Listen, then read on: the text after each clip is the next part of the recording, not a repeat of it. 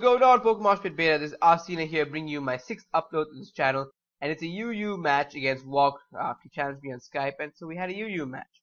And okay, in my team, I have a Life Orb Nidoking, Special Defensive Umbreon, a Choice Specs Raikou, a Defensive Bronzong, and a Choice Scarf Chandelure, and a Mienshao with High Jump Kick, Substitute, Bulk Up, and Stone Edge. And my opponent's team looks pretty interesting. Brought Tornadus has dropped down, so yeah, his major threats on his team would probably be his Kingdra, and at this point I do not know what he has to do with his Kingdra, I do not know what item it is, so I'm really scared of that. Well, match starts off, he leads off with his Golurk, and I lead off with my Nidoking, and I'll be like, oh yeah, I have the Ice Beam to hit you with, and you're gonna switch out, but no, he doesn't switch out. I'm like, oh, are you Rock Polish? And I realize he's got some defense EVs in it, and he's gonna kill me with the Earthquake first turn. So yeah, that's unfortunate. I kind of like over predicted him to switch out and stuff like that, and hopefully that he won't have the Earthquake to kill me. But yeah, unfortunately he does go for that, and he is more of a bulkier variant of the Golurk. So yes, I lose Nidoking first turn. And here I do not know why he makes this play, because his Golurk can wall my Mienshao completely. So I have no idea why he's going into this. Probably to take the high jump kick, because Golurk would definitely take it much better. But instead I just go for the substitute, and now me being behind a substitute, I'm just going to go for the bulk ups, because there's absolutely no reason to worry. He's behind a substitute. I go for the bulk ups, raise that attack, raise that defense, and he's just going to set up reflect. And then I kind of get scared. No leftovers. After I hit him with the Stone Edge, you're going to realize there's no leftovers. He is the reflect setting up, the light setting up, light screen setting up a Zatu, which means he's got light clay, and that is going to be bad. So he sets up his second screen. His light screen raises it up by special defense, and I'm like, oh my god, how am I going to handle the Zatu? As it is bulky, and I set up two screens, means his entire team is going to be a little bit more bulkier. And then he brings in his, what's this, Milotic, and I go for the Stone Edge, and yet again, another bulky Pokemon. Does not take that as well as I expected it to. I thought it would do less than that. I thought it would do like a small smidgen of health. But no, it does around 10-15%. I'm just going to bulk up again, because I'm behind a sub. I don't want to waste it. And I'm going to check at +2 whether a high jump kick would kill it. But then again, this is kind of like a risky play, because he can easily bring in his Golurk back in, and I can take like a tremendous amount of recoil from the high jump kick, because I'm going to miss this part Ghost. And even at +2, I'm really happy with that damage, because it does a sizable chunk, and he Dragon Tails me out into Raikou. He couldn't have Dragon Tailed me out into anything better, and here I know he's going to predict the Thunder move and go into his Golurk. So for that reason, I go into a Hidden Power Ice, and I was thinking that a Specs Hidden Power Ice would definitely KO this Golurk at this amount of HP. But then, after looking at how much Hidden Power Ice does, I completely forget that he's got light screens up. So yep, unfortunately, it's going to take 2 Hidden Power Ices to KO. It really doesn't matter, because all it does was just extend this battle by one more turn, because if it did not die in two turns, then it would have been bad.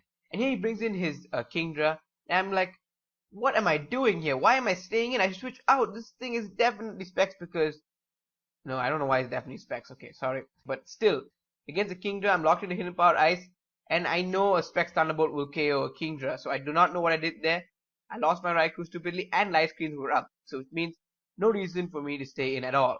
And here, I bring in my Umbreon, a special defense Umbreon, just a toxic anything on the switch in, and he brings in this Kamihamaha, which is his Tornadus normal form, dropped down to UU recently, and yeah, I think it will do a good amount of the stuff in this tier. So he goes to the Hammer Arm, and actually I looked away from the screen and looked back at this point. I'm like, oh my god, that's super effective. I thought it was Focus Blast when I saw a speed drop, and I'm like, okay, it was Hammer Arm.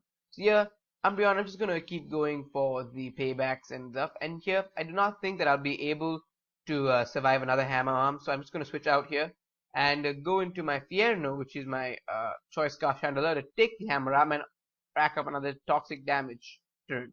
Yes, that made complete sense. Toxic damage turn.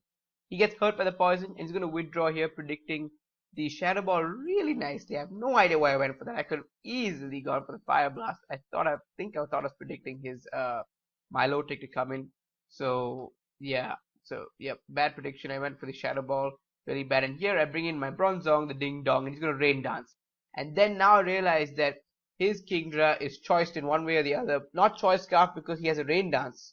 So yes, he shows me that he has the Thunder, and that he's a Rain Dance offense team, rain based team. I set up my rocks. So yes, now Kingdra is to panic because at Swift Swim, it's going to outspeed most of my Pokemon. I'm not sure if it would outspeed my Chandelure.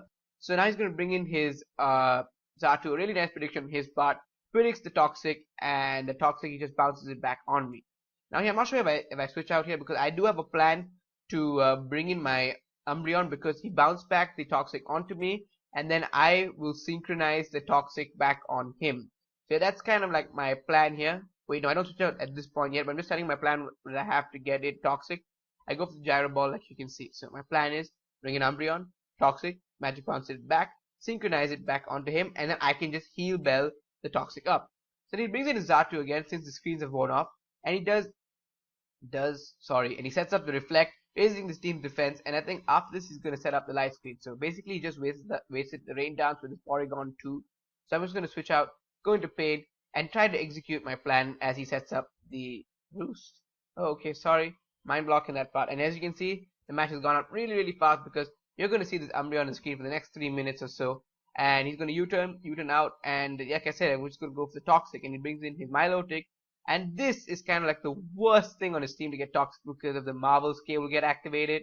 Yeah, you know Marvel Scale. So basically, Umbreon sitting in there, paying back, wishing and heal belling and stuff like that. He goes to the Skull, and I don't get the burnout, fortunately. And I do go for the wish here. And now I think he goes to the Recover here because he's afraid of my Protect and he wants to get his health back up. But because he's Toxic, Recover starting is not going to help. And yes, he thinks I have Protect, but I do not have Protect. I have Payback, I have Wish, I have Heal Bell, and I have Toxic. So yeah, this is a pretty gimmicky set because sometimes if your opponent does not predict you with Protect, you can be killed on a turn you go for Wish. Then he brings on his Porygon, traces my Synchronize, and this is a really funny move. I go for the Payback. So he's got Toxic on his side as well. I got Toxic on my side. And he's going to go for his own Toxic. I synchronize it back onto him. He synchronizes it back onto me. And what's really funny is, I go for the Toxic to give the same thing again. So yes, that was really hilarious. We Toxic each other, synchronize each other back. And I'm going to get hurt by Poison. He's going to get hurt by Poison and set up his Rain Dance again. Oh, wow. And I'm going to Heal Bell, cure my Poison off. And here, I think he switches into his Kingdra, if I'm not mistaken. Reflect wears off, so yeah, I think he was Light Claim, not sure. Yes, he does switch into Kingdra. Do not want to waste any of his Rain Dance turn. I'm just going to go for the Payback. And he shows me he's got Signal Beam, and that does decent amount, but I'm thinking maybe I can set up the Heal Bell after the second one. It probably looks like more than the 3-8 KO, probably a 4-8 KO.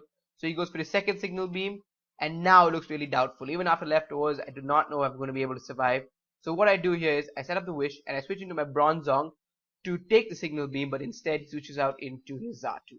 So yes, I switch into my Bronzong, hopefully to take the Signal Beam and then heal back up with the Wish from Umbreon. But no, the rain stops here, and I think I go for the Gyro Ball or Toxic, something like that. So again, stall parts. I'm really speeding this up, really a lot.